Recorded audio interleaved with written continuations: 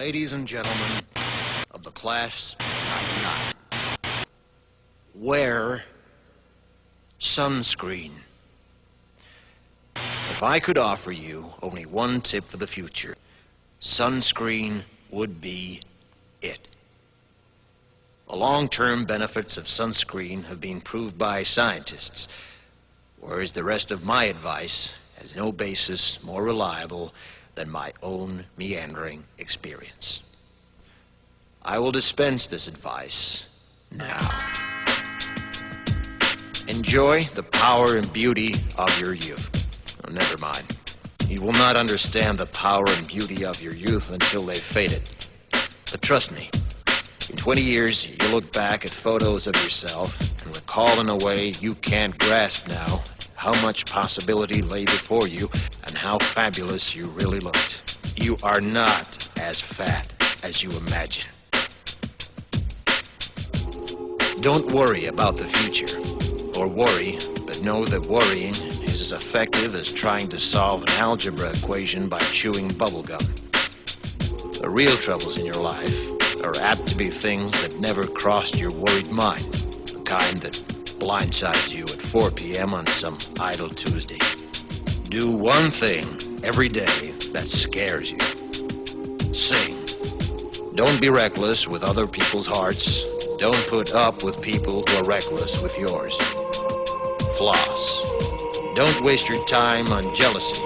Sometimes you're ahead, sometimes you're behind. The race is long, and in the end, it's only with yourself. Remember compliments you receive. Forget the insults. If you succeed in doing this, tell me how. Keep your old love letters. Throw away your old bank statements.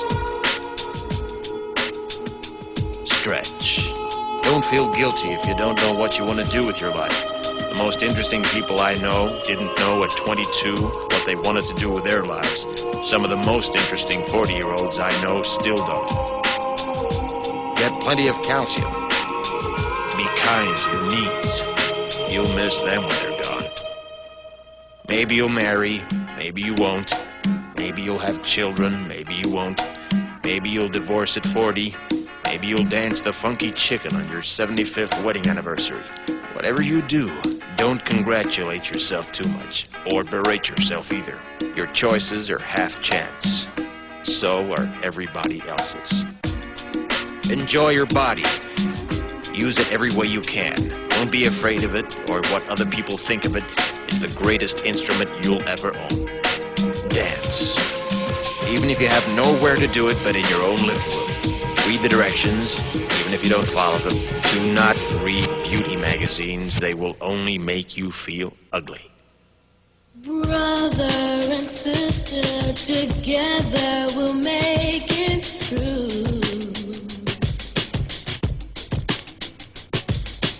Someday our spirit will take you and guide you there. I know you've been hurting, but I've been waiting to be there for you. And I'll be there just helping you out whenever I can.